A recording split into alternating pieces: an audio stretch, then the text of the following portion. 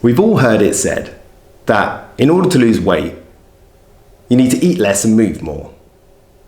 Problem with that is, if you're somebody that is overweight and you struggle with it for some time, somebody telling you you need to eat less and move more is like telling somebody that came second in a race they should have run faster. They already know that, they just weren't able to do it. You see, I believe that in order to really solve an issue, you need to completely understand it. And once you understand it, you're already halfway to solving it. You see, the key to losing weight is to create a calorie deficit. And the key to creating a calorie deficit is to understand how calories work within the body. And that's what I'm going to explain in this video.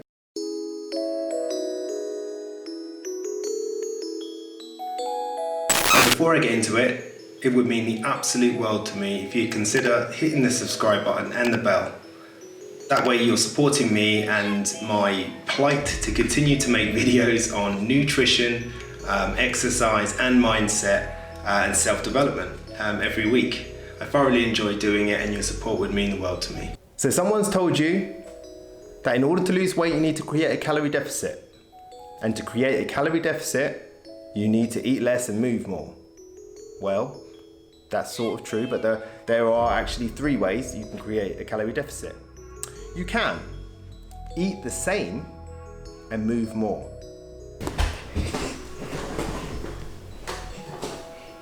Eat the same, move more.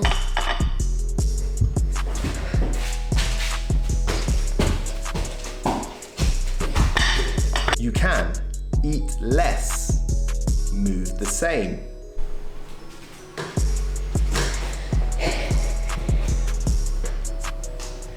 Eat less, move the same.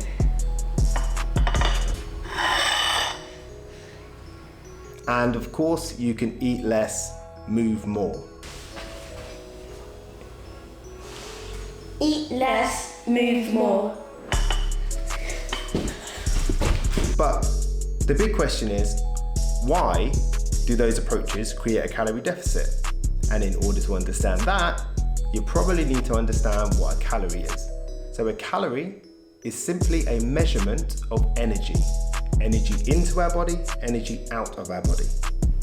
Our body requires energy, calories, every day just to thrive and survive. So in order to understand that, we probably should understand how the body uses that energy.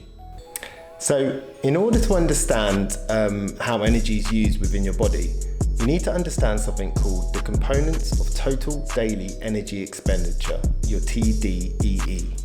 I put them on this little board here for you.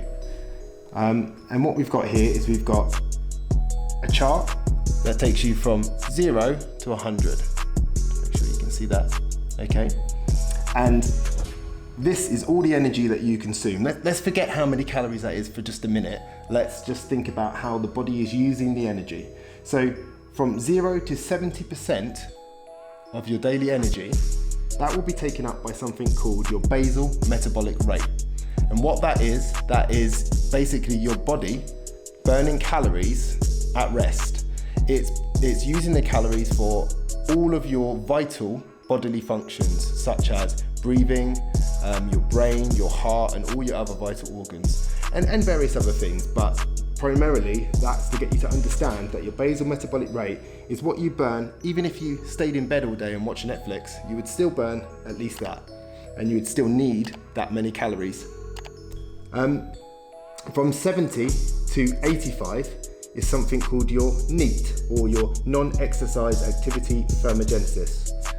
And what that is every calorie that gets used during the day to do any of the activities that you do. This is where choosing to park at the other end of the supermarket and walk a bit longer, to take the stairs and to walk to places instead of driving.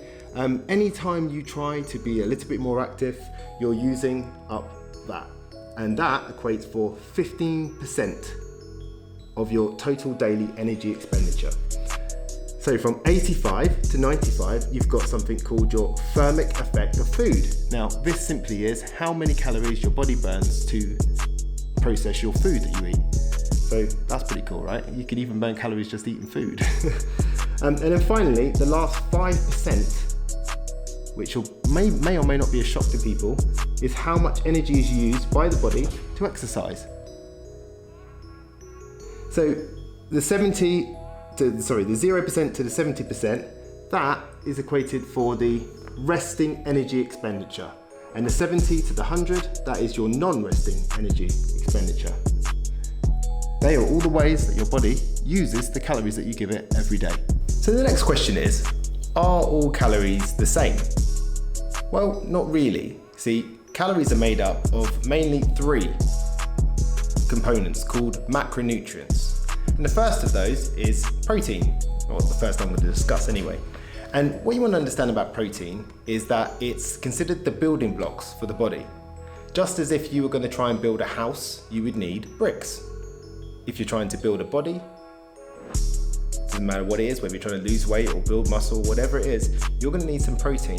See, because protein is considered the energy for building, maintaining, and replacing things within the body, such as muscle, bones, connective tissue, hormones, enzymes, skin, hair, nails, all within our body. And protein equates to 4 calories per gram. So the next macronutrient I'm going to discuss is carbohydrates, or carbs. I suppose it depends if you're in a rush when you say it or not. Anyway, carbohydrates are considered an energy source for the body. They're not actually considered essential to the body, but many experts consider them conditionally essential when it comes to things like sport and exercise, as they do improve performance dramatically. Carbohydrates equate for 4 calories per gram. And finally, the last macronutrient, fats. Now, fats are also considered an energy source, but they're also considered to be vital to biological functions like transporting vitamins and minerals around the body. They also play a huge part in hormone production, which is pretty much vital to everything that we do in our lives and within our bodies. Fat is also equates for 9 calories per gram. So I'm a big believer that if you don't have all of the information that you need, then it's really difficult to make an informed decision. So here are the 3 things that I'd like you to take away from this video.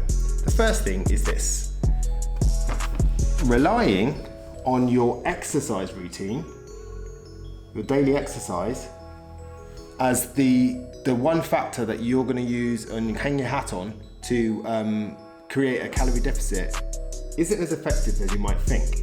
And this is why. If you look at this chart, this, as I said previously, this is how your body uses energy. Exercise only really equates for 5% of what your body's using every day.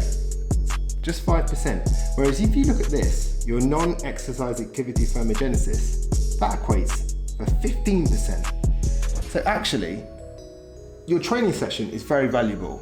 If you're doing resistance training, then you're shaping and sculpting your body. You're determining how your body's going to look in the future.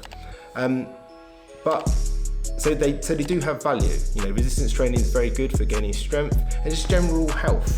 But once you've created that calorie deficit and you've started to lose that body fat, what will show underneath will be the result of what you've done with resistance training. But creating that calorie deficit, creating that extra movement during the day, this is where you should be focused. 5% in the gym, 15% the rest of the day. So as I said previously, all them daily choices that you make of ways of expending energy, taking the lift instead of the stairs, parking as close as you can to the supermarket, choosing to drive places instead of walk places, and many, many other things, you know, skipping your dog walk for the day, whatever it is that you do, you have to relook at that, because non-exercise activity thermogenesis is 15% of your daily calories. So it's well worth paying attention to that. Do not hang your hat solely on your exercise routine. The second thing I'd like you to take from this video is an understanding of macronutrients. So now you know protein, carbohydrates and fats and their roles within the body. You also know how many calories each of those per gram there is. But it's bigger than that. It's about making an informed decision. It's about having an understanding of how your body uses the calories you give it and the quality of the calories. In my opinion, protein should be prioritized in every meal you have, whether you're vegetarian or you're a meat eater or you're even vegan. You need to find your protein source and make it the main component of your meal. Also, it's been pointed out many times that in nature, not many things are a combination of carbohydrates and fats. So making carbohydrates and fats, which are two energy sources, putting them on your plate in various ways, working out that ratio is vital to getting your calories right and to also getting satisfaction from your meals. Because dieting and not enjoying the meals is really only ever going to be a temporary solution. And thirdly, I really wanted to hit home that everything that you eat and drink every day, everything that you do or don't do every day makes a difference to that calorie deficit. We need to be more mindful about everything that we do and stop letting them habitual states of mind take over in our day-to-day life. We need to be mindful of absolutely everything that we eat and everything that we drink and everything that we do or do not do. And I've got written down here, whether you decide to attend a slimming club or you do a keto diet or you try intermittent fasting or you simply just count your calories or you do a HIIT training session or resistance training session or you run, swim, cycle or any form of cross training or anything like that. Whatever it is that you choose to do to get your desired results, no matter what you try, you must remember that the key to losing fat is this, and I've written this down because it was quite long-winded. Understand and learn how many calories you are consuming each day. Find a way of approximately measuring the amount that you move each day.